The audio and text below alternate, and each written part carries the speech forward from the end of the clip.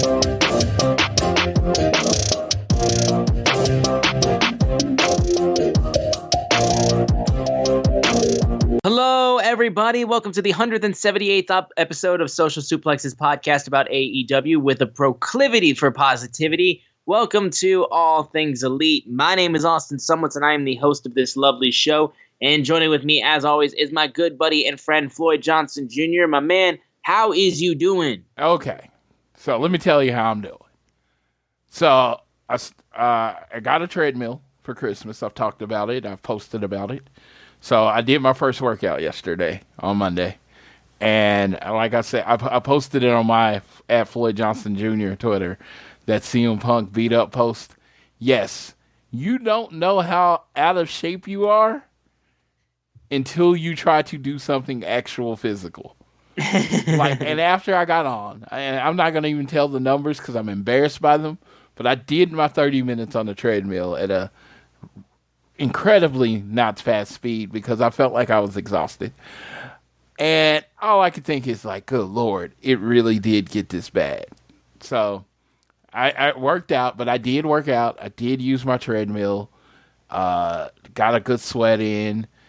Some people say they feel good after a workout. I just felt tired. But I imagine this is, getting on the horse. And then last night I decided to start Weight Watchers, and I started that today, and I'm going to count points and all that stuff. It's the only diet I've ever had any success on is Weight Watchers, counting points and shit. Mm-hmm. So I'm going to do that. And yeah, so how am I doing? I am tired. I am hungry. And, I ate too many cupcakes through my life, so that's where I'm at. I'm looking forward to this journey, and I will talk about it on the show as I move forward. I'm not going to give like a lot of updates because I have this dream or goal or whatever where I work out and stuff, and I have my few workout groups that I'll talk to, but I'm not going to post it on the big social media. So when I show up to like Revolution or Double or Nothing, people look at me like, what the fuck happened to you? Because that has happened to me in my life, and it's such a good feeling. Such an awesome feeling. Like, because if when you're watching online and you see you gradually losing, you get used to it. But when you're like 300 pounds and you show up somewhere 250, dude, it's like, oh my there you God. go. Yeah, so yeah, I'm not gonna like post a lot about it, but I am going to be working out. I'm going to be on Weight Watchers, watching what I eat, because my big motivation was our friend Corey. His dad had a heart attack, right? And then he got in vegan, got in great shape. Dude's in like excellent shape. Like he shaved 10 years off of his life, right? And I was like, man, that's really awesome. But I had this thought process. Why do you have to wait until you have your first heart attack to get your life together? So I'm trying to avoid my first heart attack. So I'm getting my life together now.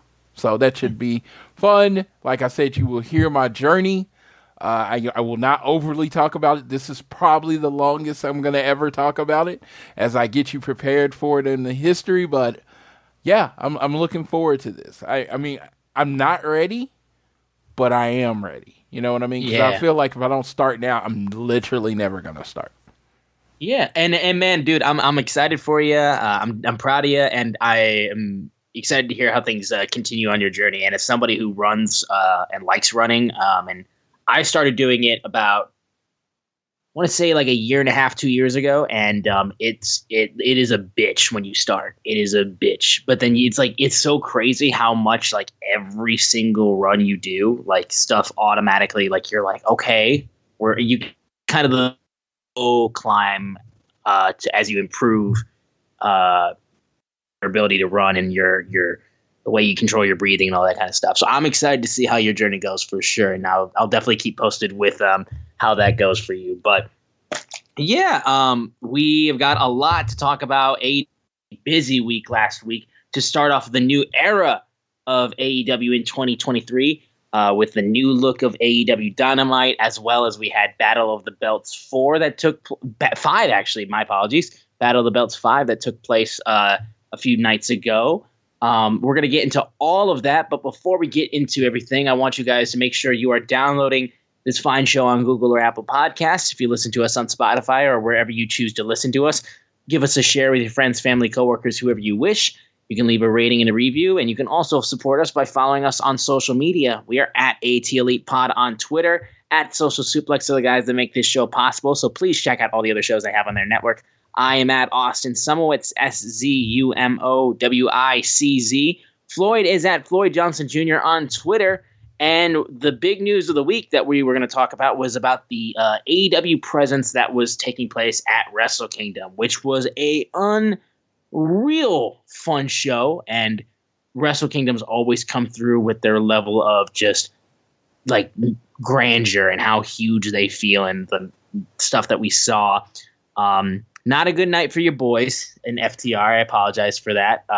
The crowd could cheer, which was big. They have been doing clap crowds for about 2 years in Japan, and at Wrestle Kingdom the crowds were allowed to cheer, so people got to come out and hear the crowd for the first time in a while, like really hear the crowd, like whooping and hooting and hollering and woo and all that kind of stuff. So I was very happy for them, and FTR came out. And our friend from Social Suplex, James, was in the building, and Issa, a good friend Issa, who's been on the show, is in the building, and and the crowd was loud for FTR, and they really liked FTR. So, man, for me, it's like, of course, I want my team to win every time, you know what I mean? But I don't want them to win every time. Because if FTR won every time, it wouldn't make a good story. It'd be kind of boring. So, now, right, FTR is on something they haven't been on in a very long time. And that's called a losing streak. It is. It's like I saw, they lost to the Acclaimed. Then they lost for the AEW titles, right? Then they lost the I'm trying to remember the exact order. They lost the ROH titles to the Briscoes at the next show. Then they lost to the Guns. Then they lost the AAA titles. Then they lost the New Japan titles. So I was like looking, and they haven't lost 5 matches in a row since they were in the WWE doing house shows.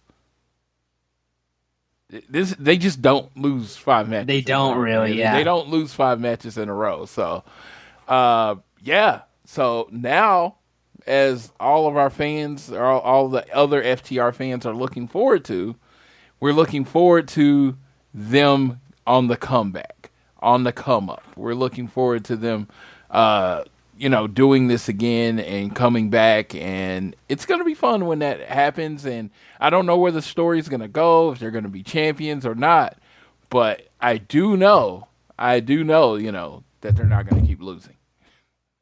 Yeah, I would hope so, yeah. And, of course, the match that everyone was talking about was Kenny Omega and Will Ospreay, already a 6-star classic in the eyes of Dave Meltzer, and it was an unreal match. Just absolute Dude.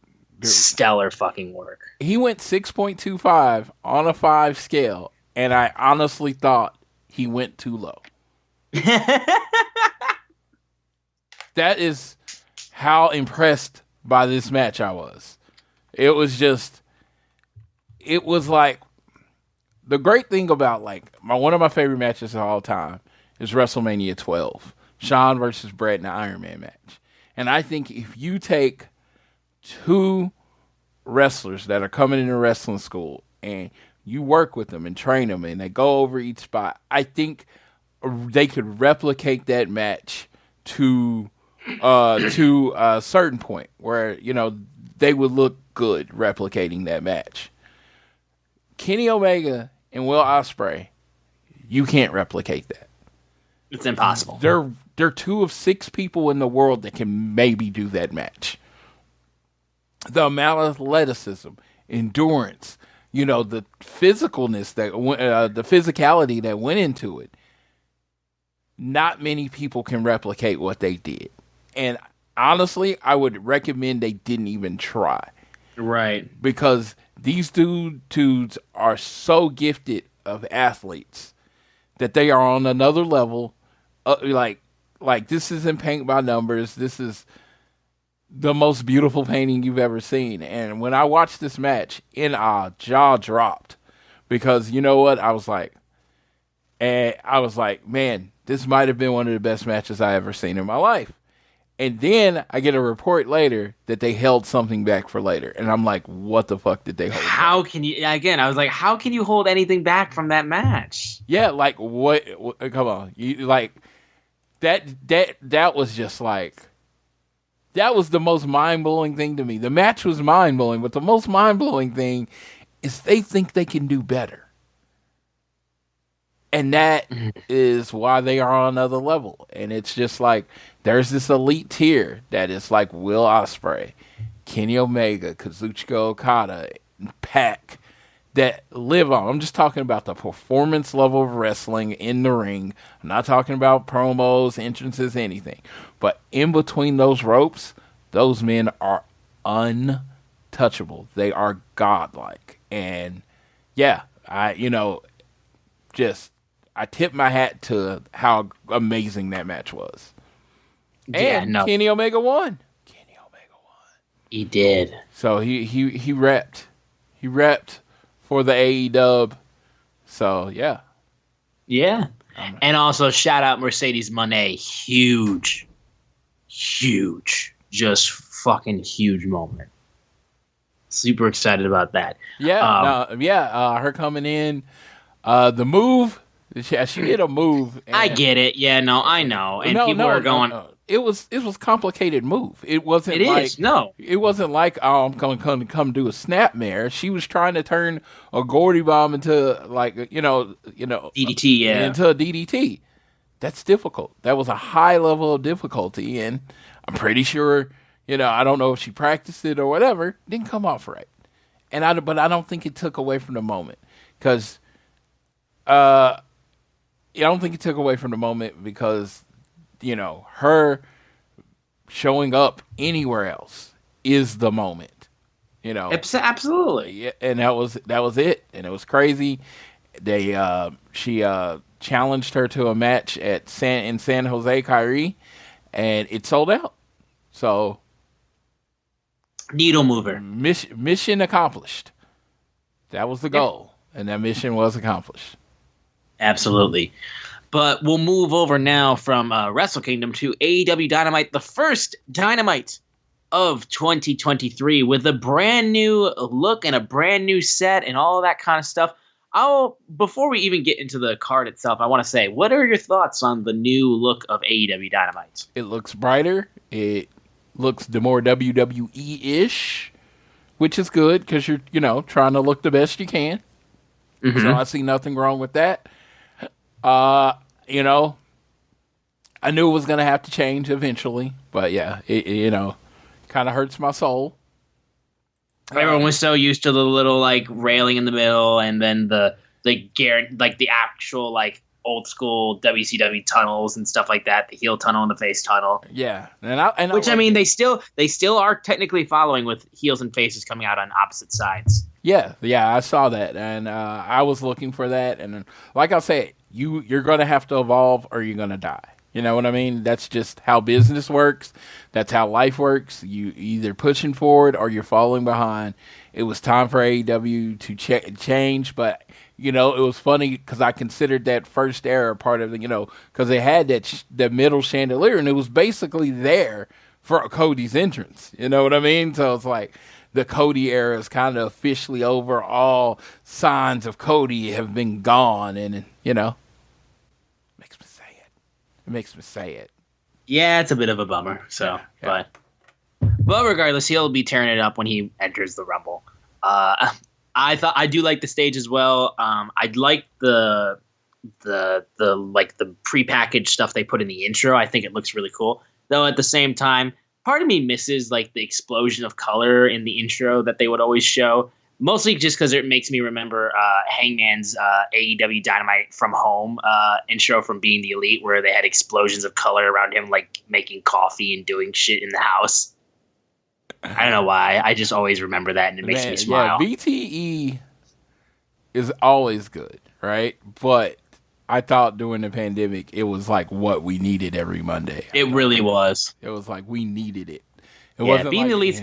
Being the Elite's always great when they don't show fuck CM Punk chants. Yeah.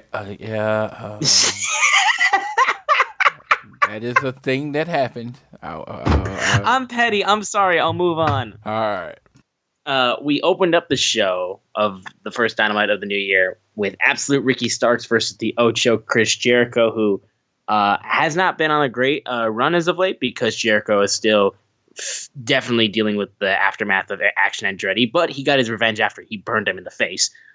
Ricky Starks, stellar showing for Ricky Starks, I will say. Especially, I would say, the moment of like they had some really great selling points and storytelling moments in this that the crowd really bought into.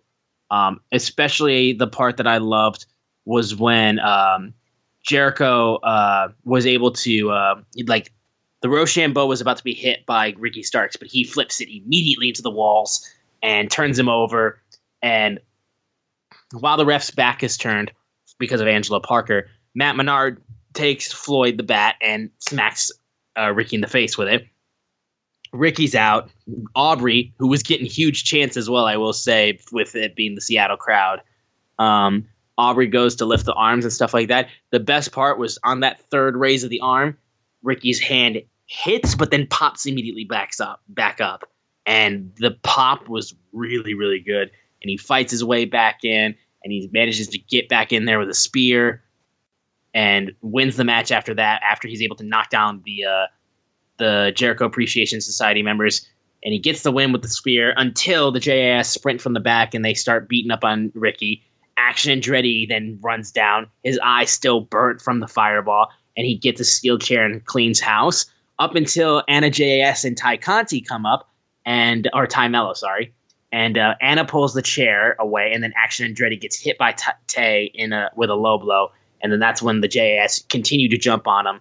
But then JK viciously powerbombs Ricky through a table off of the apron and onto the floor, and Excalibur's being like, look, they can push this all they want. Jericho's lost 2 in a row, which people were like, that's a big deal. But Jericho's still making sure the JAS gets the last laugh. This was a hell of an opener, I would say. They did a really good job with this match. And Jericho, like that selling, like sports entertainer style, like of really pushing those moments of like small moments in the match to get the crowd engaged. He does that really well, and Ricky does it well as like too. He worked off of that great, and this was a match that like the crowd was eating every little bit of it because they were like popping at the right moment. It was a hot crowd and a match that they were really playing off of that as well. And yeah, I thought this was a hell of an opener. Ricky Starks is a great heel, but he might be a next level face. Legit, like. He might be the face that you can build your company around because he just knows how to garner sympathy on a level that I don't think most wrestlers do. You like most times you just would, a lot of people just get sick of the baby face, trying to make you feel or whatever. And it's just like, man, it is The way he does it is like especially like when he was going out and his hand hit like that little touch of letting his hand hit the mat. He was out, but he came back. You know, he made everyone think that the match was over, and then he came back, and it was such a classic moment. And just that match was just two professional wrestlers. I mean, Jericho, all the people that, you know, have their false narratives that AEW is just there to put Jericho over. I'm like, this dude puts people over all the time, but he waits for the right moments to put people over. He's just not going to lose every match. He waits for the right moment to make the people that he has look good.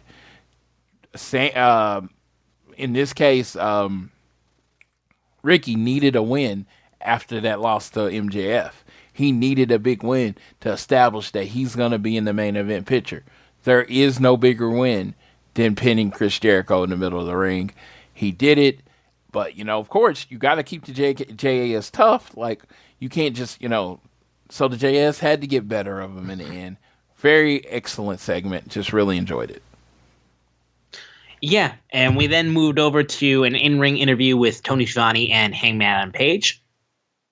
Hangman basically said how he's not medically cleared as of today, and he's been told that if he came out tonight or Friday and got into a fight with John, it would set things back, and he doesn't want that, but what he wants is the same thing that John wants, which is to be at the Forum next week and beat him. And he said, look, I have a brain scan scheduled, and if it comes back good, I'll be good for the Forum. And he said he's going to knock his dick in the dirt. And hell of a line. Moxley comes out, and then, technical issues. We at home could hear Moxley completely fine. The crowd could not. We can't hear you chants were going, as the mic was like coming through for television, but not the arena. It started going through a little bit, and then it stopped. Multiple F-bombs from Moxley, who was getting very annoyed. And then there was a little Go Seahawks thing he mentioned when they finally got it working. And as a Lions fan who didn't make the playoffs because of the Seahawks, no. Also, you're welcome, because we killed Aaron Rodgers for you. Basically, then Moxley is finally able to get going into his promo, and his response to Hangman being like, I'm tired of these flowers, sympathy cards, and ongoing candlelight vigil for Hangman. He's like, I've been knocked out of this business more than anybody else. He said, you playing the victim because you got knocked out. This is cowboy shit. It makes me absolutely sick. And Paige is like, you think I'm mad because you knocked me out? I've been knocked out before, and it's the unfortunate part of what we do. But what I'm angry is how you called me out here. You didn't let me get a word out before you made a joke. You nearly took my career and you cracked a joke. And it's in that moment that you felt threatened. And he said, the first thing Moxley would do if he got knocked out is come back for revenge. And he's had a month to stew on it. And when you said that to me, 2 months I stewed on it, and you knocked me out with a lariat. And I've had 2 in the chamber with your name on them, and you get them at the Forum. And Moxley said, your punk ass doesn't belong in the ring with me, and next time I'm going to make sure you don't get back up. Segment was good, minus the technical issues, which was a bit of a bummer, and obviously threw off Moxley a bit because it was really annoying him, and you could tell. But I liked the use of the lariat to tie it back into the Forum match, and I'm excited for how it goes, how we're going to get basically this match, but hopefully no freak injuries. We don't need that. And I'm excited to see this match in a proper form, because like I said, they were on fire before that freak injury. So definitely a shame with the technical issues, but segment was still pretty solid.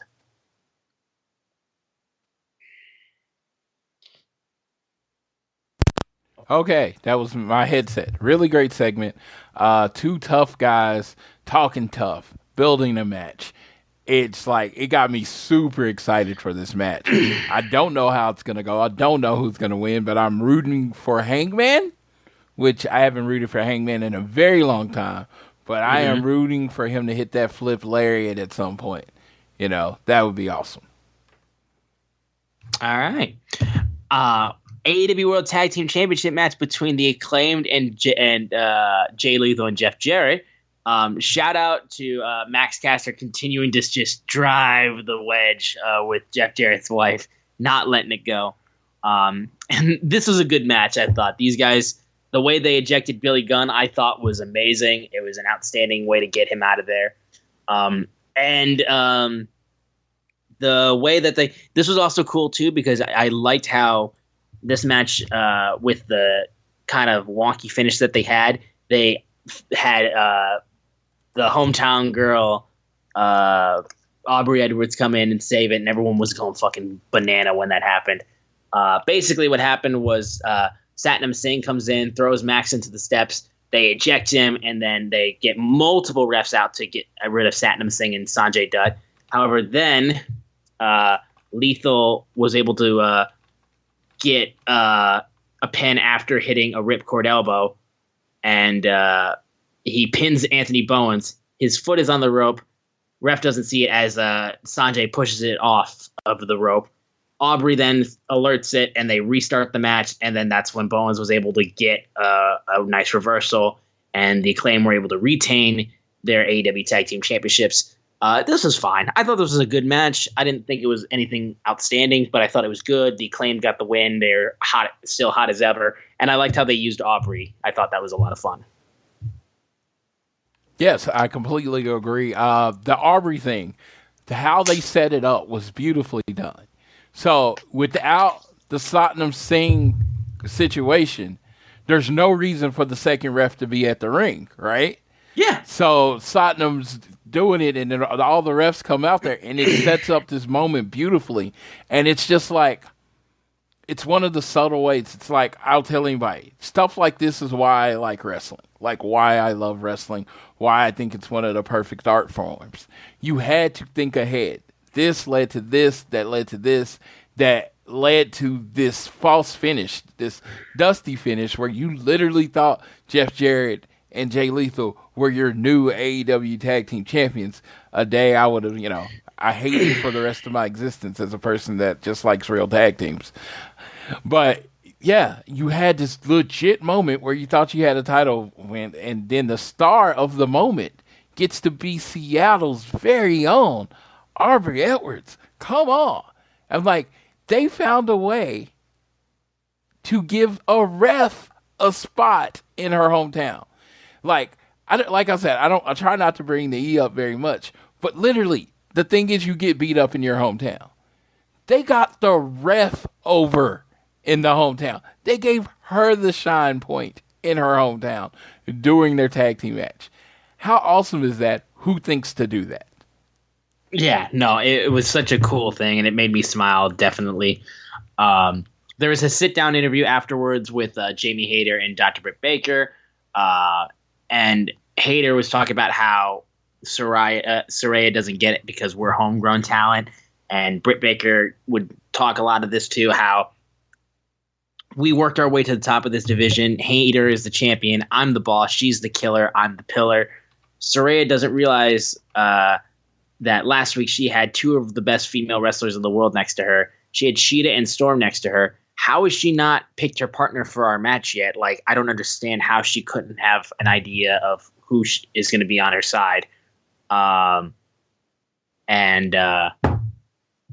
Then we had a little bit of a thing backstage where we got an announcement about how next week on Dynamite, Jack Perry challenged Lee Moriarty and Big Bill to a match, and then his backup was the FTW champion Hook. So we get Jungle Hook as a team, which I'm very excited for because like I said, I want more Hook on my television screen. And then do you want to move just right now to Bryan Danielson, another hometown boy for Seattle, Yes. facing off against Tony Nese, which this was a good match. I thought this was a good match. Did what it needed to do because it then led to the segment that happened afterwards. Tony Nese came out and basically cracked him immediately and nearly he hit a running knee on him, basically just tried to quickly steal a win, but didn't happen. Tony Nese was able to get the win Danielson was able to get the win on Nese with the label lock, sorry. And then Danielson said he's ready for another fight and called out MJF. And MJF proceeds to be like, I'm not going to come in that ring and wrestle because I don't get my rocks off for putting my body on the line to entertain these schmucks. You're a mark. I get a big fat check in the mail whether I wrestle or not. I'm a special attraction. Just because you look like a goat doesn't mean you're the greatest of all time. And if you think you're the best wrestler in the world, it's impossible because my belt proves it. Who died and made you the king of wrestling? Journalists who have never been in this ring and or these marks that don't have an athletic bone in their parasitic bodies. And then he goes about how he's touted as being one of the best wrestlers in the world. And people who have actually been in this business have said this. Top guys like Disco Inferno, Eric Bischoff, and the smartest man of them all, and my number one fan, Jim Cornette. It's that simple. You want to be a heel, just say Jim Cornette does anything good. It's just that simple. Dude, it was so like it was so like in your face and on purpose. Like, I want to be booed, but it still worked. Like it was like pandering for boos, but it still worked. It's like he had that crowd in a frenzy because he had mentioned the name. He dared mention the name of Jim Cornette in their presence. Yeah, you don't say that name in AEW country. You don't say that. No, name. dude, saying Jim Cornette's name or that, like, man, you could be like, I like Jim Cornette's shirt. That'll turn you heel. Like, You can't say anything positive about that man. You could be like, man, Jim Cornette told me about this diner in Kentucky, and it was delicious. What are you doing? Jim Cornette has never done anything right. Jim Cornette is the devil in this fan base. So don't say anything good about Cornette. MJF flipped it, and he's like, don't be shocked if that's not the last time you hear that name. Oh yeah, for sure. Also, there was a moment in the promo too where MJF made a joke about how his mommy Brian, like on how he. Basically implying his mom is a slut. And then MJF was like, I think your mom has encountered many suitors, and they could probably fill this entire arena. Raise your hand if you're a suitor for Max's mom. And everyone's raising their hand. And I was just like, Danielson's out here doing your mom jokes, and it's like so stupid, but I love it. And Danielson tries to get him to fight, and MJF's like, no. You want a shot at the king and the number one prize, you have to be number one contender. This is where wins and losses matter. So listen, you have to win every match from now until February 8th. You'll become the number one contender. And if you win that, I'll give you a match at Revolution. And Danielson's like, no, I'm just going to come out here, wrestle when I want, and become the number one contender that way. And he's like, no, I run this company, not Tony Khan, not the EVPs. It's my way or no way. And he's like, look, I'll agree to your cute little stipulation if you let me make the stipulation for our match at Revolution. And he's like, pick whatever you want, moron. And he said, you won't be able to do anything to get yourself DQ'd. This is the real test to see if you're a professional wrestler. It's a 1 hour Iron Man match. And he said, you're on. I'm not worried because you're not even going to make it past week 1 because you're a choke artist.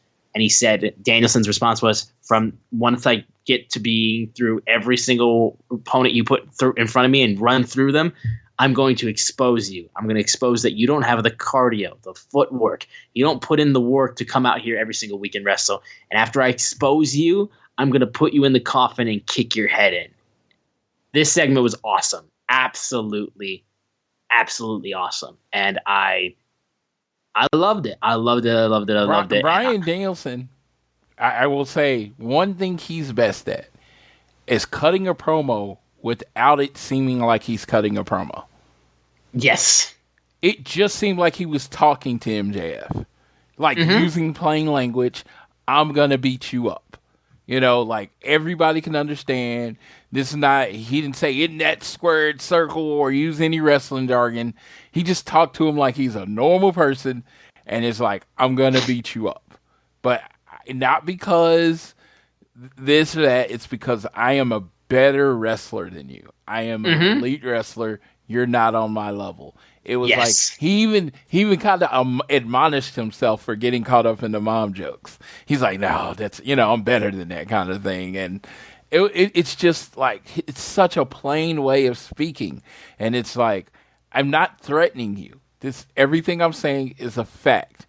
It's like, I don't believe it. I know it. You can't hang with me. And it's a beautiful, it's a beautiful way to catch a promo. Cause like, John Moxley, love him. He always sounds like he's cutting a promo. Like, he could just be ordering at a Waffle House, and he's going to sound like he's cutting a promo. And he's great at it. He's amazing at it. MJF, of course, promo artist. But Bryan Danielson is the promo-less promo. You know what I mean? It just doesn't sound like he's like, I'm going to come grab you and break your neck. It's like, I'm just going to beat you up. And it's almost like it's surgical, like it's nothing to him. He's almost like a serial killer talking about. Oh yeah, he's almost like that when he's talking about beating people up. Yeah, no question about it. And he's so good at it too. He's so good at it. Real quickly, we had a match between Swerve Strickland and AR Fox. Really solid match. Love that we get to see Swerve doing his heel stuff. Basically, afterwards. They had Parker Boudreaux give a foreign object while the ref was distracted to Swerve. He used it, knocked out Fox with a vicious Death Valley driver on the apron. Huge move right there. He rolls him back in the ring and hits the double stomp and then pins him. Again, I love Swerve as a heel. I'm not sure about Mogul Industries. I'm not sure. There's got to be a lot of prove it for me for those guys to make me believe that this whole thing is worth it, but Swerve's got my whole support. Let me tell you, these dudes could not know how to wrestle worth a crap, right? But they look intimidating. They look like two rappers' bodyguards, right? They look like a rapper's bodyguard, and that's their job. It's like Parker Boudreaux is this big son of a biscuit, and then this dude's other dude's got tattoos over his face, doesn't even have a name. He's just gonna murder you, and it's just like I said, I buy it. I buy the gimmick. You know what I mean? Swerve is the star. These two are the muscle. They're not there to win tag team titles. They're not no, they're there to, if you can't mess with Swerve or Swerve says attack you, to attack you. And, ain't nothing, what makes a great heel is having great goons. So he is gooned up right now. And I think, it can end up taking him to the next level. Yeah, I mean, it could be really, really good stuff for sure. But if they ever have to actually wrestle, that might be. Then that could be it. That might be where we run into. That's where things hit a wall. Yeah, it's like, so as long as they're just jumping people and all that kind of stuff. I mean, Parker's actually decent. He's fine. I've seen him on the Dark, and I've seen him in matches. He's fine. The other guy is the unknown quantity in this situation. So unknown commodity. So we will see where it goes from here. Yep. We then had Saraya backstage with Tony Storm and Hikaru Shida, and Saraya was talking about how since she came to AEW, she learned that AEW has the best female roster in the world, and she's sitting next to the best wrestler in the world. So that means, pause for effect, Tony, you're going to be my partner against Jamie and Britt. And Shida was not happy. And I wasn't either. How the fuck are you picking Tony Storm over Hikaru Shida? I'm genuinely asking. I get it. I mean, former world champion. Tony Storm beat Hikaru Shida the last time they wrestled, right? That may be the case. So that means she kind of proved that she's the better wrestler, right? With one win? Does that automatically prove that you're better? She's better than Shida. She was better on that night. Yeah, that's all she has. 1-0. That's all you got. I refuse to believe that Shida is not Shida's best. Shida's best. I feel like we might be about to get heel Shida, and I'm excited. I'm excited for heel Shida, but I love her. That's the thing. I love her, and I think a lot. You know what? And you can keep cheering for her. She's just gonna do it's like Athena, right? I will use her as an example. Ember Moon, I never got. Ever.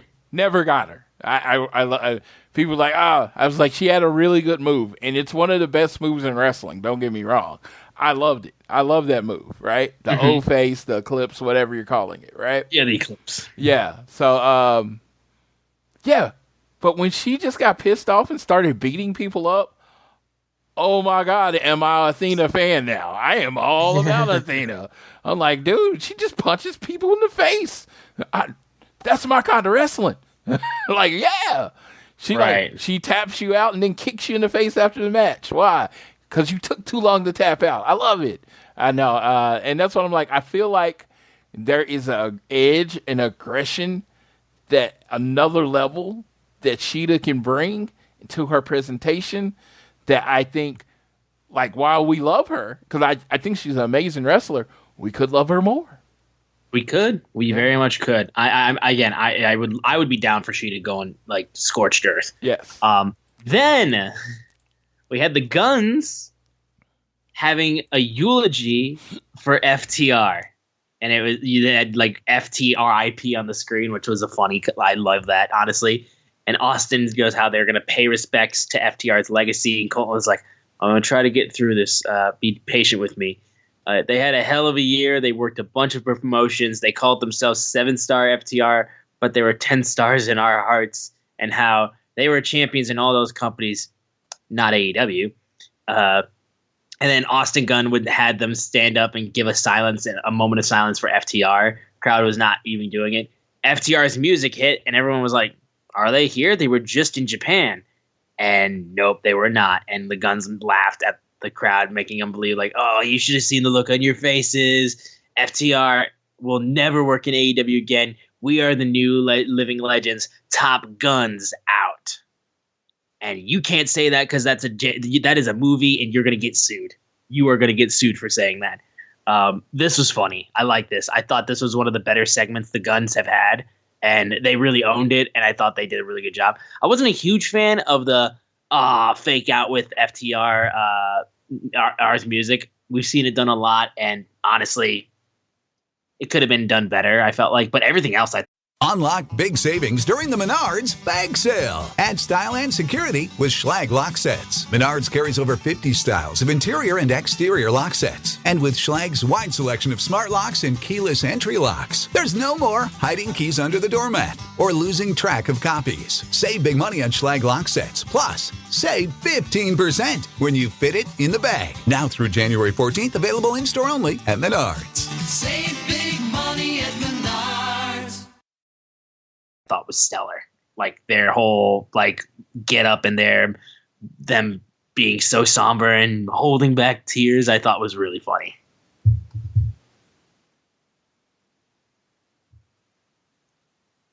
Oh, you there? Yeah, I had you on mute. I thought it was excellent.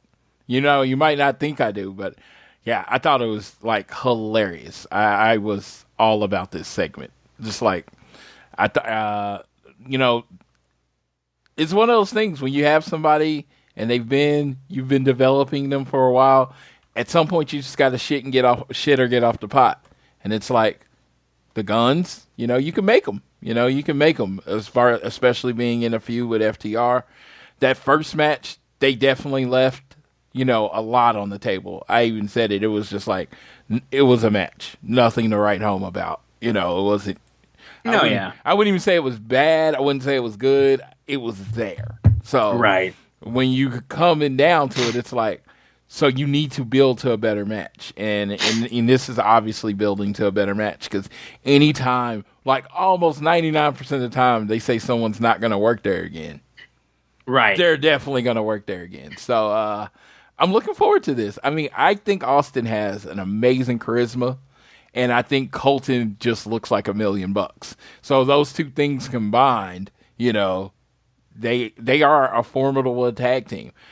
So I'm looking forward to what they're going to bring, and if FTR can bring them up to the next level, because that's what that's what FTR's job is. Even if they win the feud, their job is to elevate the Guns in this situation.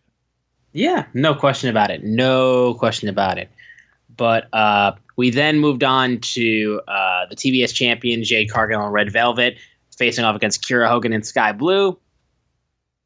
I mean, this was kind of there. This was trying to push more of the baddies kind of falling apart.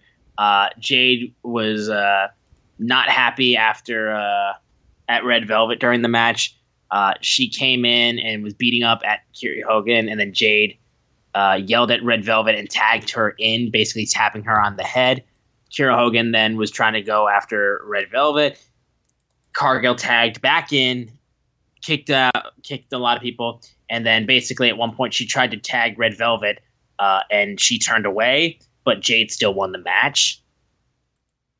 I don't know, man. This didn't work for me. I thought it was very odd because, again, there was disrespect for sure from both sides and everything like that. But Jade, oh, Red Velvet turned her back on you and stuff like that, but you still won the match handily. I'm like, okay, I guess, the baddie's falling apart. I think there is a better way that they could have done this, but of course they don't want Jade to lose yet. But I don't know. I didn't like this too much, honestly. Well, Jade, yeah, it was very confusing because, when you're thinking about how wrestling generally works, right? Right. How she gets under Jade's skin is to make her lose. But when you have a wrestler that can't lose, yeah, it's weird. And in this situation, it felt weird. It felt like It's like, okay, she should lose. Yeah. That's the way. It's like she should lose, and she can't lose. So it's like, what do you do here?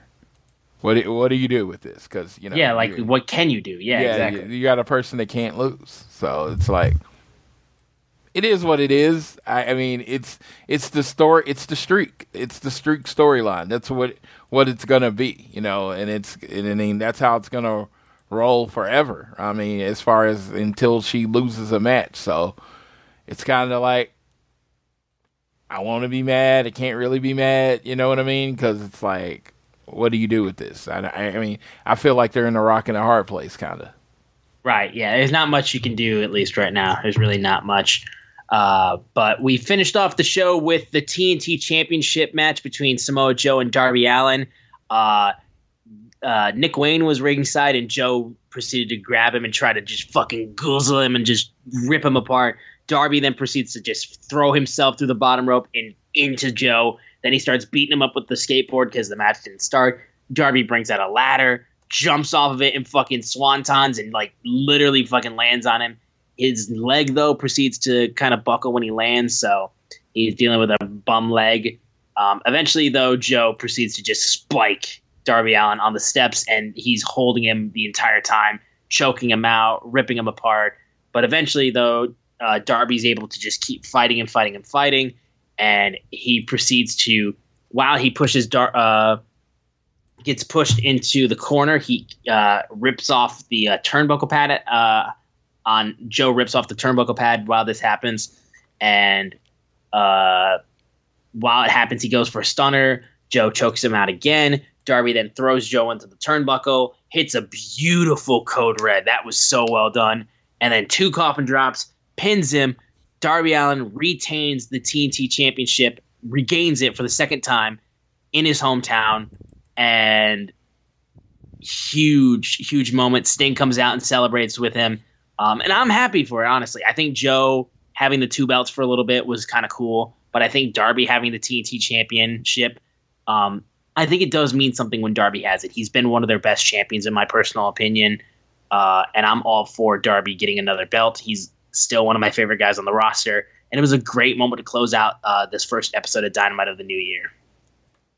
Absolutely. Y'all know Darby's my favorite singles wrestler, so I was sitting over there like, come on. And he did it. He pulled it out. He hit that second coffin drop. And I was just like, after the match, I was like kind of trepidatious of what he was winning. And then I forgot that this is AEW. Of course he was winning the title in Seattle on the last match of their new generation, on their establishing their new era. Of course, the champion of the channel would need to be a person representing this new era, and who represents it more than Darby Allin?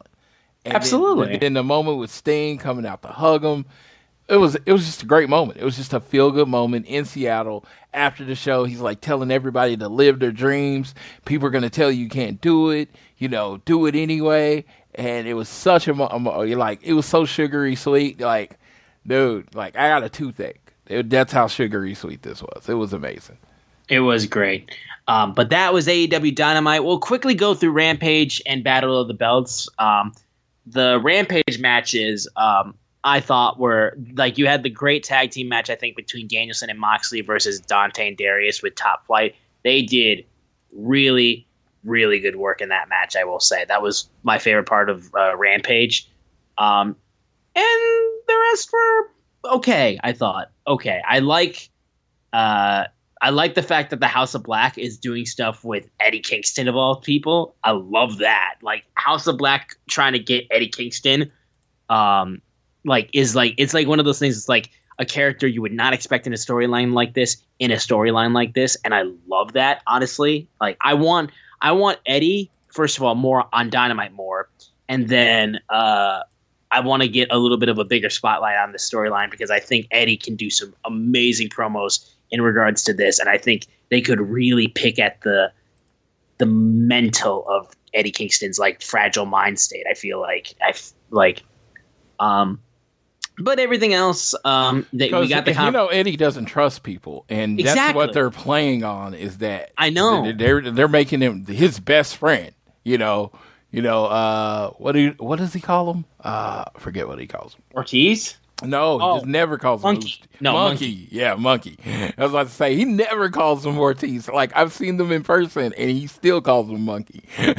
And so it's like, these dudes, like this one person that he thought he could trust, and he's saying, can you trust him? Like, can you really trust him? So I think that was, like, really cool. I think absolutely. I think doing it that way is really cool, and I'm looking forward to where it goes because Eddie is not the super like he don't want to talk a lot. He wants to fight. So when they're doing the lights out and the mystical stuff, it's gonna be funny. Eddie completely no selling it and saying it's stupid and just like I think that's gonna be an added aspect to all of this. Is that he won't sell any of that. He's not going to pretend like he's scared or anything like that. He's going to be like, this is dumb. Let's fight. Right. No, I'm so excited for it. We had Moxley confirm that he would be ready for Hangman confirming he would be ready for Moxley on Dynamite. We had Jamie and Britt beating up on the Renegade sisters, Charlotte and Robin Renegade. We then also had Preston Vance beating up on Sonico. And then Darby Allin had an open challenge against the Kingdom's Mike Bennett. I gotta be honest, bro. Like when the Kingdom appears on my television screen, I could give two shits. I don't care about the Kingdom. I don't. I've watched them before in Ring of Honor. I don't. Matt Taven does nothing for me at all. And Mike and Maria. Cute couple. I like Maria. I don't care about the Kingdom. Any iterations of it. It's just like it. I was just like, oh Jesus Christ, why does it have to be them? Darby got the win, of course, but that was a Rampage. The highlights for me for Rampage was the House of Black and Eddie segment, and then the opening match with Danielson and Moxley against Top Flight. They did a hell of a job in that match, I would say. I like the Kingdom. I like Matt Taven. I like him as more of the over-the-top heel. He's kind of playing an understated version of himself right now. And that's not, I want him to be Matt Taven. I want him to be, like, all the way Matt Taven. And I just feel like he's not all the way Matt Taven right now. So right. I'm looking forward to see if they're going to ever pull that trigger on, old Hell Taven. Because, I think he's very entertaining as a heel. Like if you ever wanted to build him up to fight Darby, I'm all in on that because I'm like, he can lose, of course, but he's just that kind of despicable person. He is the antithesis of what Darby is.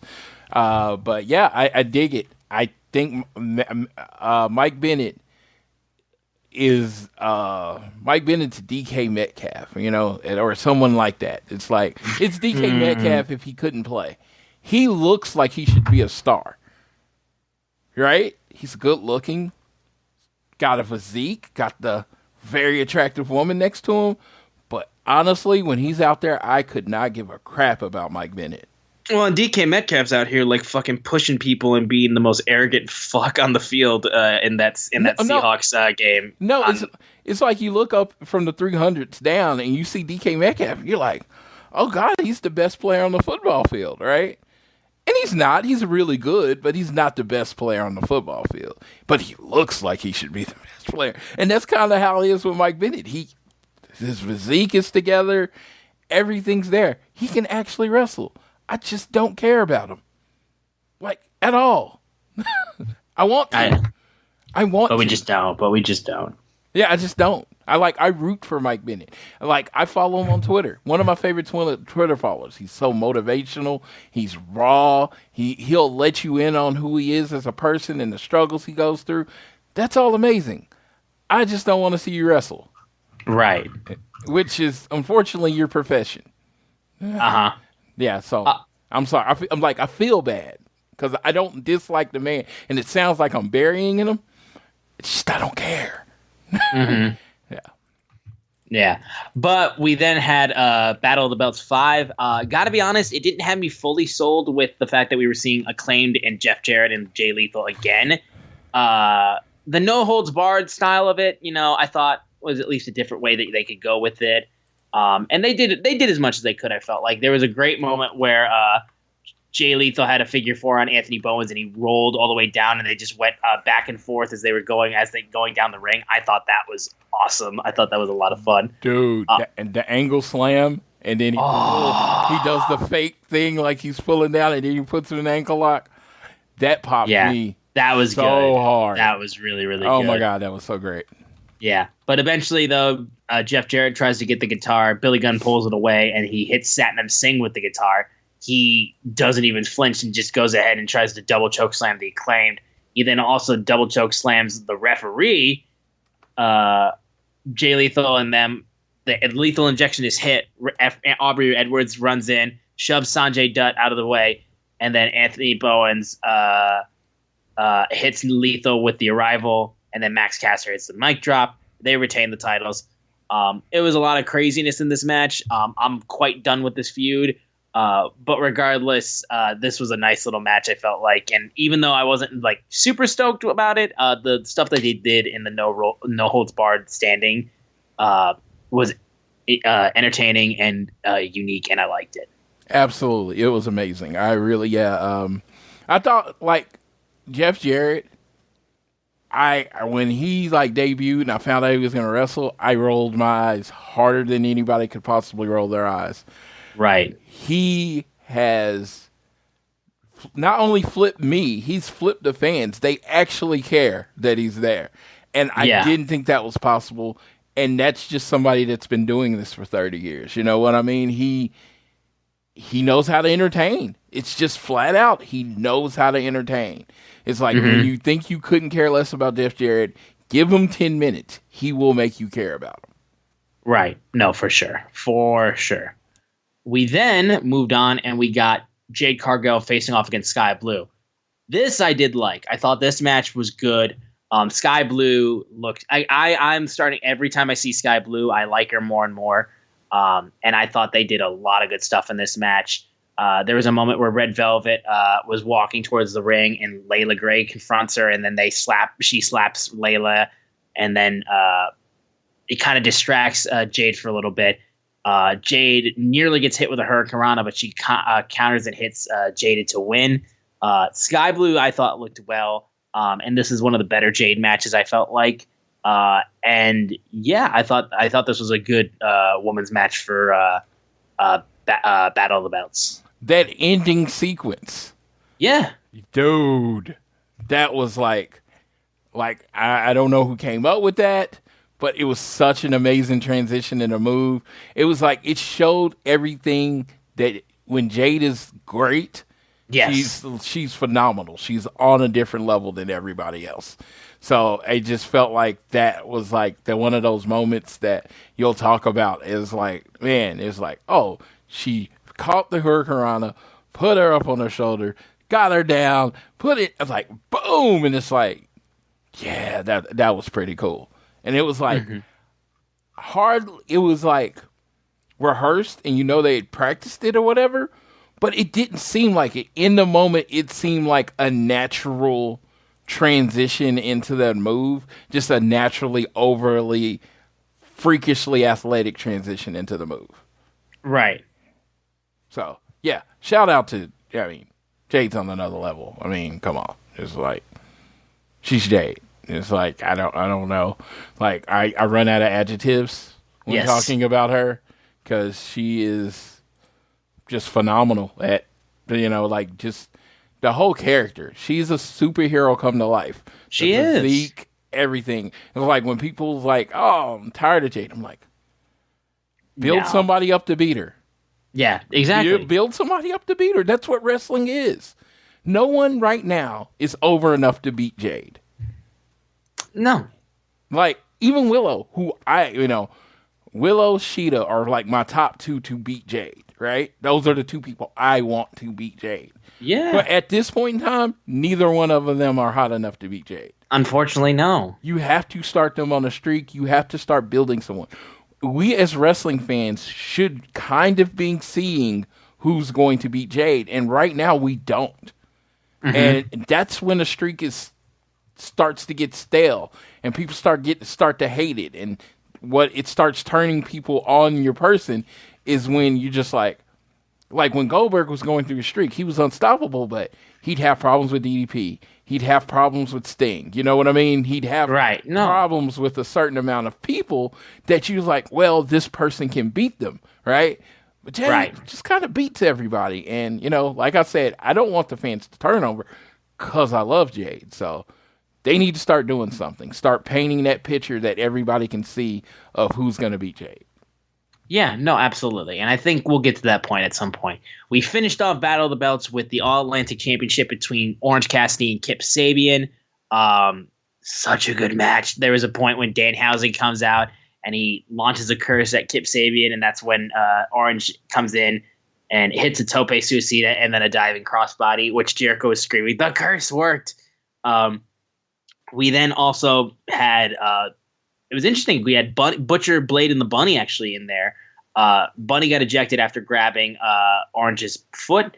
And then while that happened, Butcher and Blade walked out. But Danhausen tried to fight him off. Poor bastard didn't stand a chance. They then took some chairs and sat at ringside during the match. And they were just – Kip and Orange were doing great work against each other. I'm glad Kip got this huge spot, I think. Him being on Battle of the Belts I thought was really nice. Eventually, Kip is able to hit a corkscrew brainbuster, and then he hits the orange punch on Orange Cassidy, which I thought was funny, and it nearly worked for him until DDT Beach Break almost pinned him there, and then double orange punches that would pin Kip Sabian. Orange Cassidy retains the All-Atlantic Championship. A really good way to close out Battle of the Belts. One of the more solid ones, I thought. It's hard for me to compare the Battle of the Belts to each other, but it was a really solid one, I felt like. And I liked Kip getting that kind of spot. I thought it was a good fit for him. I like Kip. I don't love Kip. I like Kip. Kip, personally, as far as meeting him around the things, awesome dude. But as far as that, he wasn't ready for this. It was a great spot, and maybe later down the line when they build him up a little bit more, I was just like, because in my mind I was like, man, this is the kind of the second time he's kind of went after him.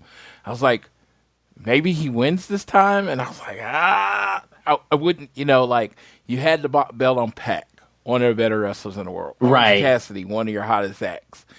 The moment you put it on Kip, and forgive me, Alex, if you hear this, it then becomes the lower mid-card title.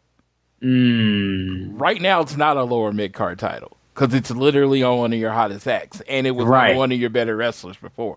But as soon as you put it on Kip, the level of person that can hold this belt drops. Because Kip's not over. You know? Unfortunately, no. No, Kip is popular to some people, but he's not over to the point where people are like, I need Kip to win a title. I mean, he has his little fan base, but it's not loud enough. And they haven't built him up as enough of a heel to win this title match. And, it would be one of those times where you're taking the belt and trying to make the person instead of, Right. You're ready for the title. So I'm like, I think Kip is getting there. He needs to stay healthy, build up some wins on Dark and Elevation, do some really, really heel shit. Next time, they might have him built up enough to win the belt. Gotcha. Well, that's going to do it for Battle of the Belts and Rampage. We're going to real quickly do a preview of the Kia Forum Dynamite in LA, which looks It's good. basically a pay-per-view. It's basically a pay-per-view, yeah. Yes, it's a 2-hour with commercial pay-per-view. Yes. Bryan Danielson versus Konosuke Takeshita. Pay-per-view match. Yes. The Firm facing with Big Bill and Lee Moriarty facing off against not Lee Moriarty, Lee Johnson. No, it's Lee Moriarty. You're right. It is? Okay, Yeah. sorry, my bad. Big Bill and Lee Moriarty facing Jungle Hook. First time ever. First time ever, so yeah. Pay-per-view match. We're going to hear from the JAS, John Moxley versus Hangman. Legitimate pay-per-view main event right there. Yeah, literally. Like, that could be a Full Gear Revolution main event right there. Yep, Britt Baker and Jamie Hayter, the Killer and the Pillar versus Saraya and Toni Storm. And with that looming cloud of, is Mercedes going to show up or not? Unfortunately, AEW, shout out to you. You did the thing. You did the thing I told you to do. If it's not going to be Mercedes, you needed to announce who it was going to be last week. Exactly, and they did. If Mercedes doesn't show up tomorrow, I don't want to hear shit. No one can complain about it because it's like if it would have been bad. No one told you Mercedes was coming. Yes. The only reference, kinda, is when Britt said, "I'm the boss" in her interview last week. Exactly. That was it. That was it. No one says Mercedes is coming. So, I mean, I personally think she's going to be on the show. I do. I think she's going to be on the show. But no one promised you shit. So, if your fantasy booking gets you pissed off, you need to take that up with yourself, not TK. Right, for sure. Yeah. And then Game 7. I mean, as much as I am the odd man out of saying, I'm kind of tired of watching them wrestle, I'm pretty much as excited about Game 7 as I was about the dog collar match. And there it is. Yep. Elite versus Death Triangle, Game 7. Winner go home. They're going to leave it out there. And they will. They're going to try to kill each other. And it's a ladder. And you're going to have tables. And you're going to have chairs. And you're probably going to have thumbtacks. And you're probably going to have Brandon Cutler involved. And you're probably going to have Alex Abrahantes involved. And everybody's probably going to bleed. And this is the Bucks doing this on their home court. You know what I mean? I know it's like Rancho Cucamonga and LA are probably far from each other, but in general, it's like this is their home area. Oh, yeah. They're going to leave it out there. The Lucha Bros, they have a store in that Los Angeles They do. area. They do. Mean, so this is like their home area, right? So them dudes are going to try to kill each other, and I just hope they don't die. That's really my only concern, that they might do it too well. That is very true, dude. That is very true. Yeah, it's. I mean, Kenny and Will Ospreay, I don't think it's going to be touched this year. Do I think someone maybe could? Yes, Kenny and Will Ospreay if they wrestle again. That's who I think can touch Kenny and Will Ospreay. Mm-hmm. But trios or tag team match of the year? Yeah. The Lucha Bros might lock this up tomorrow. Or later today if you're listening to this. They might lock it up. Mm-hmm. Oh, yeah. They're going to do some shit. They're going to make you remember it, and they're going to make it feel different than the other 6 matches. No question. I could not be more excited for that. And also, too, it'll be exciting because then the Elite can do other shit, I would say. I'm excited for that as well. Dude, I have this dream scenario that is unlikely. The 3 men, after this match is over and the Elite are celebrating, 3 men, one that loves Pepsi a lot, coming down to the ring and beating the shit out of the Elite. That would be my ultimate dream. Yeah, I don't know. I don't think it'll happen. If it does, I swear to you, Tony Khan replaces The Rock as my favorite human. Okay? If it happens, Tony Khan replaces The Rock as my favorite human. Period. All I will say. is that I've completed my AEW Punk collection of figures. I just recently got the main unrivaled one, the one with the Larry jacket. So there was only 4, correct? I got them all. Yes. I got the it's so funny you bring that up. I got the ice cream bar today. Oh, you just got that one. Nice. Yes. Yeah, I got the ice cream bar It's today. so good. It's such a good one. Yeah, so but yeah, I'm just like I said. Oh, by the way, did you know that was the top seller on Ringside Collectibles? Because Punk made sure you knew on his Instagram story. Yes. He made sure you knew how much. He's like, yo, fuckers, I still draw money. Make me happy. So there's this guy named Dax Harwood. You may have heard of him with this show called FTR with Dax. And apparently, rumors and innuendo. I don't know how true any of this is. I like to keep it to rumors and innuendo. Is that he called a bit of a tiff. He caused a bit of a tiff. Yeah. Talking about that he hopes the Young Bucks, Kenny Omega, and Punk could work this out. And, and it's like, yeah, I could see how that could be a problem. Especially if you're on the side of there's no way in fucking hell this is going to work out, and I just want people to forget that it may happen. Oh, yeah, You don't want one of your stars, like, literally teasing, in essence, that it's going to happen. As much as it wasn't official, much as it wasn't promised, as much as he was literally just begging people to get along, everyone's going to take that as, oh, Punk's coming back. Because I saw it. Everyone was going nuts. I saw. Oh, Punk's coming back because Dax brought him up on his own personal podcast. Okay. And I get it. I get it why it could cause some strife. But yeah. I mean, because I want it to be repairable, right? Same. I want them to be able to put their sides together and make money. But I have people in my life that have wronged me that maybe I've forgiven doesn't mean I want to work with anymore. And it might be there with these people. I believe it's probably the case, yeah. I hope it's not. Like, with all of my heart. But it's probably there in this case. Mm-hmm. So I'm just saying, like, I hope it works out. And then, like I said, I make sure you are listening to FTR with Dax. It's a very entertaining show. And sometimes he says shit he's not supposed to, which is the best. It is the best. Yep. So, yeah, sometimes he just says shit, and it's great. And that's what's amazing about it. And, it's like, that's why I like the show. It's like, I like the shows where you feel like you're talking to the person, not the character. Yeah, no, he's 100% like himself, and it makes for a really entertaining show. Yes, for sure. because himself is a person that sometimes doesn't know when to shut up. That is absolutely true. And I love him for certain. it. I love him for it. And it's amazing. I love him for it. Because I am a person that sometimes doesn't know when to shut up. Yep. So, no, I've said the wrong thing.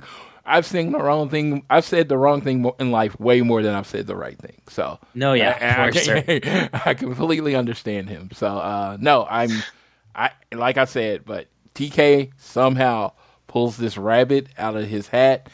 Miracle. I'll cry again, dude. I'll cry for a second time in less than 2 years. I will cry, and I mean, like, literally, loyalty, AEW. All my shit's gonna be AEW from now on. I'm like, I have a lot of it now, but I'm just like gonna completely forsake everything else. My mom's gonna be so mad because I'll be buying more shit because I was like, look, I was just getting all of his shit once it goes off of shop just to be like, look, I got everything out of his run that I could, and then if he comes back, then I'm gonna be like, well, it's just more shit for me, and then she's gonna be like, great. Dude, the All Elite crate is awesome because it has an FTR shirt in it. Dude, that shirt's awesome. I saw it. Cindy's got it, and it looks great. I just stole. Cindy had the dog collar CM Punk shirt. I stole it from her because she hasn't worn it. She hasn't worn it at all, and it's like one size a little smaller than me, but I can still fit. I still fit into smalls. Like, I wear a medium, but I still fit into smalls. Yeah, I cannot fit into smalls. Not at all. Not even a little bit. Try. I haven't wore a small. You will be able to once we keep running. I haven't worn a small since I was 9. Just got to keep running. I was like, I was always the big boy. I was husky, and then I was chunky, and then I went through the gambit, and now I'm just fat, and I'm cool with that for right now. I plan on changing that. So the running is going to help a lot for sure. Dude, but I'm looking forward to it. Yeah, but that is everything that we have for the preview of Dynamite. Now, there's one last thing we have to get to. As we've been recording it, wrestling Twitter has been exploding. And Floyd, do you want to explain why it's been exploding as of late? So, Casshole, what's this? Cassidy Haynes? Is his name? I believe so. So I kept hearing news that, this stuff might be coming out. Something big was coming. Even to the point where I was on the phone with someone and someone shared a fake account, and I accidentally shared it with two of my friends because I was distracted, so I wasn't really paying attention. Then the real one came out. Cassidy Haynes. This is the only one this was the first one to flat out say it. Yep. That, for what it's worth, I'm told the Saudi deal is done and they're taking the company private. That is in WWE, is being bought by Saudi investment funds, and then they're going to basically do a stock buyback and take the company public. And Private, you mean? Private. And, people have lost their shit. People were reacting as if WWE had let a press release out saying this is going to happen. Now, did the reports come from few places? Yes. But the big names have all said they can't confirm it, right? But, yeah. So right now, if you believe the speculation, WWE, with Vince as the executive chairman, are going to sell their company and then to the Saudis, who, then I don't know if the stock buyback is worked in the sale. I don't know. I, unlike everybody on Twitter, am not a business expert, so I don't know how this works. I realize there's a lot of people with MBAs on Twitter tonight. I learned that. I mean, So I saw that these people with MBAs. I don't know how the stock buyback and the purchase works. I'm imagining it's all in one, right? So, yeah, and it looks like it's going to be owned by this Saudi company, aka the Saudi government. Yeah. But and people are like, well, there goes women's wrestling. Sami Zayn's going to quit, and it's just like, it's fun. I'm not going to say it's not fun. Yeah, well, this man loves the drama. This man loves the chaos. And the chaos for sure is, bro, it's like, I literally made a joke. I'm like, Vince McMahon is 0%ing speed running how quickly he can kill this company. Yes. And it's fun to watch. That being said, I also made the joke that when is El Generico going to be all elite? I will say too, this will be the last thing I say on it. I want all wrestling to be good. This does kind of scare me a bit for the future of wrestling, at least in a massive sense. But again, I don't know even I don't know what this even entails for the most part. So unless I'm waiting for an official response, which they're going to have to put out something official because shit is gone crazy right now. To the point, a statement has to come out to either be this isn't happening or let us explain. One of those two things has to happen because people are speculating constantly and it's getting bad. Well, I see it as two ways. Let's just say it's 100% true. I will tell you, for the layman that doesn't watch wrestling, probably very little will change. Because, as I was telling Austin before we got on there, very rarely do companies pay billions of dollars to run companies in the ground. Their goal is to make money. Their goal is to keep making money. So the WWE machine at this point makes money. So they're probably going to be like, keep doing what you're doing. Right? Or it's the other thing. And it's just, I'm a conspiracy theorist. Like I said, I love to live in the muck. WWE leaked this to drive up the price, which probably is the simplest solution.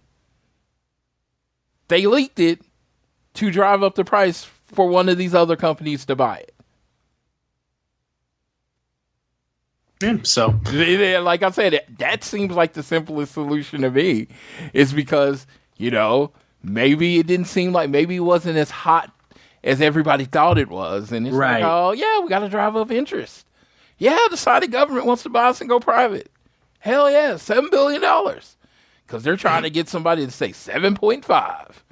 Because there you go. that's the point of business, is to make as much money as possible.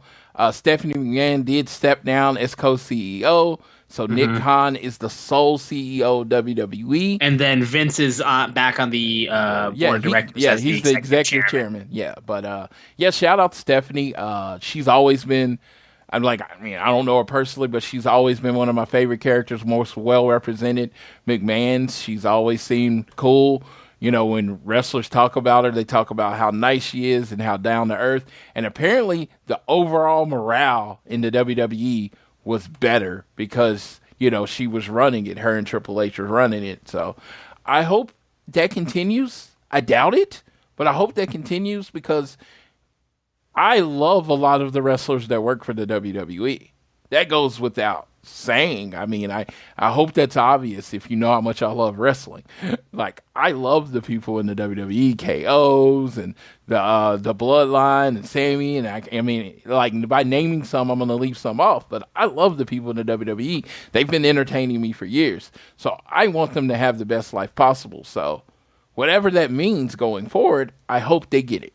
You know what I mean? I hope they get it and it resolves off best for them, because that's who my thought process is with. It's always going to be the wrestlers, because to me, as far as a fan, I doubt how I view the product changes all that much. Yeah. Well, there you go. And again, we'll see what happens as more comes out. But regardless, that is going to do it for us, I think, on this episode of All Things Elite. Thank you guys so much for tuning in every single week. We really appreciate you. Be sure to continue to download this fine show on Google or Apple Podcasts. And if you listen to us on Spotify or wherever you choose to listen to us, please give us a share with your friends, family, coworkers, whoever you wish. And the easiest way for you guys to support us is following us on social media. We are at AT Elite Pod, at Social Suplex are the guys that make this show possible. So please check out all the other shows they have on their network. I am at Austin Sumowitz, SZUMOWICZ. And Floyd is at Floyd Johnson Jr. on Twitter. I will now let you go to Floyd. His Kansas City Chiefs will be in the NFL playoffs, and I will be eagerly seeing what they do. My Detroit Lions are not in the playoffs, but they killed Aaron Rodgers and the Packers, and they finished with a winning record after starting 1-6. I am so happy and excited for my team. Dan Campbell should be Coach of the Year, and I will pass it off to Floyd to close us out on this episode of All Things Elite. Shout out to my Patrick Mahomes and the Kansas City Chiefs. I wish you the best going forward. Congratulations, big old congratulations to the Georgia Bulldogs for winning the national title in monumentally impressive fashion. Something you might not know if you listen to the show, you can buy a Georgia Bulldogs WWE title. Like, literally, go to Fanatics and it's $499.99 for Georgia Bulldogs WWE title. They apparently have every team in the SEC, which is so weird and just makes me hate the SEC more. Yeah, where the hell is the Big Ten belts? That's what I said. I was like, where's the hell's the ACC belts? But no, hey, man, we're New Year. Some people are like, new year, new me. If that's you and you think you need to be a new you, go ahead and be a new you. If you're already awesome, just stay awesome. That's it. Just stay awesome. Me, I am trying to increase my awesomeness by a few levels by losing some of me. So my hugs won't be as cuddly, hopefully, going on in the future. But I wish you all the best on your New Year's resolutions if you choose to do that. If you just have thoughts of ways to get better, I wish you the best on that. And like I said, if you're already awesome, just stay that way. I want you to know, I'm rooting for you. Love you all. Have a happy New Year. And I will leave you how we always leave you. Whether it is home, work, or school, always do your best to be elite.